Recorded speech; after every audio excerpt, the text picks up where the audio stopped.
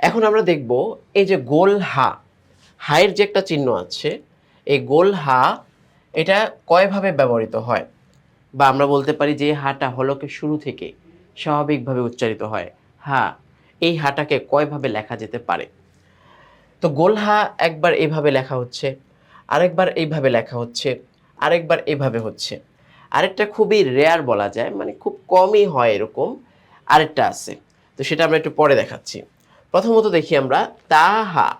তো এই যে এখানে কিন্তু বা হা দিয়ে একটা নমুনা দেখানো হয়েছে, আমরা এখন উদাহরণে দেখতে পাচ্ছি তা হা। এদিকে নুন, আর সাথে আবার কি করা হয়েছে দেখেন, উপরে কিন্তু দুইটা নোক্তা দেওয়া হয়েছে। গোল হায়ের উপর যদি কখনো দুইটা নোক্তা চলে আসে, এটাকে বলা হয় গোলতা। এক তা হচ্ছে যেটা কোনা দিয়ে হয়, আরেক তা হচ্ছে এরকম গোল তা হয়। তো হায়ের উপরে যদি কখনো এরকম নোক্তা চলে আসে, এই হাটাতে কখনো নোক্তা দেওয়া যায় না। এই শেপ যদি আসে, তখন কিন্তু নোক্তা দিলেই সেটাকে মানায় না। তো দুইভাবে দেওয়া যায়। এই কোনা মানে শব্দের শেষ হরফের যে একটা হা থাকবে, এই হাটা। আরেকটা হচ্ছে যেই হাটা কোনো হরফের সাথে লেগে আসেনি, মুরাক্কাব হতে পারেনি, সংযুক্ত হতে পারেনি, এরকম হায়ের উপরে যদি দুটো নোক্তা দেওয়া হয়, তাহলে কিন্তু সেটা অবশ্যই কি হয়ে যাবে, তা হয়ে যাবে। তো নুন তা, এদিকে হচ্ছে জিম সাথে তা, এদিকে বা তা, ইয়া হা, সা হা, এদিকে বা হা মিম। এই যে এখন বলতে পারেন যে হুজুর এইখানে আবার হাটাকে এইভাবে লেখা হয়েছে কেন।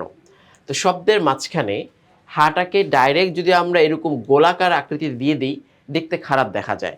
সেই জন্য এই গোলাকার আকৃতিটাকেই এভাবে শুইয়ে না দিয়ে এটাকে আমরা দাঁড় করিয়ে দিই। তাহলে দাঁড় করিয়ে দিলে এটা দেখতে খুব সুন্দর লাগে দেখতে। এখন আমরা যদি এইভাবে লিখি, ধরেন বাটাকে এইভাবে এনে হাটাকে এইভাবে শুইয়ে দিয়ে এইভাবে নিয়ে আসি, দেখতে কিন্তু খারাপ দেখা যাচ্ছে উপরে, ঠিক আছে। তো এটা আমাদের কোনো প্রয়োজন নেই।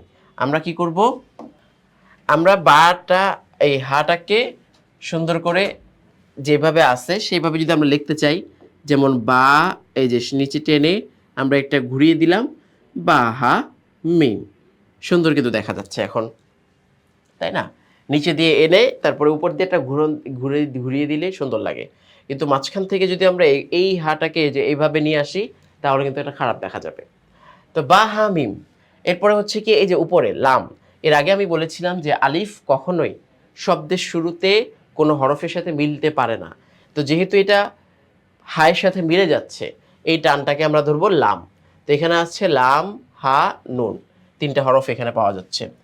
এরপরে এখানে দেখা যাচ্ছে আমরা একটা গোল চিহ্নের উপরে দুই নোক্তা পাচ্ছি। তো গোল চিহ্ন থাকলে, দুই নোক্তা থাকলে অবশ্যই সেটা কফ হবে, কফ হা। এরপরে আমরা দেখতে পাচ্ছি বা হা আলিফ। এই যে বা হা আলিফ, এখানে কিন্তু বাও বুঝলাম আমরা, হাও বুঝলাম। তো শেষে আলিফটা কিভাবে, আমি যেটা বলেছিলাম যে কোনো একটা শব্দের শেষে যদি এরকম লম্বা টান আসে, তখন সেটাকে, আর এই পাশে যদি কোনো হরফ না থাকে, স্পষ্টভাবে বোঝা যাবে সেটা হচ্ছে আলিফ। তাহলে বা হা আলিফ। এদিকে আসলো ইয়া হা বা, এদিকে আসলো হা নুন আবার হা। তো শব্দের শুরুর হা, শব্দের শেষ হা, দুইটা হাই কিন্তু একসাথে আনা হয়েছে। এরপরে হচ্ছে শিন হা ইয়া। তো ইয়ার শেপে, ইয়ার যখন মূল আকৃতিটা থাকবে, তখন নোক্তা দিলেও হতে পারে, না দিলেও কোনো সমস্যা কিন্তু নেই। তো আগে আমরা একটা জায়গায় নোক্তা নেইনি, এখানে আবার নোক্তাটা দিয়ে দেখিয়েছি যে হ্যাঁ, কখনো কখনো ইয়ার আপন অবস্থায়ও ইয়ার নিচে দুই নোক্তা হতে পারে, এটা কোনো সমস্যা নয়। তো এই পর্যন্ত আমাদের গোলহা নিয়ে আলোচনা হয়ে গেল।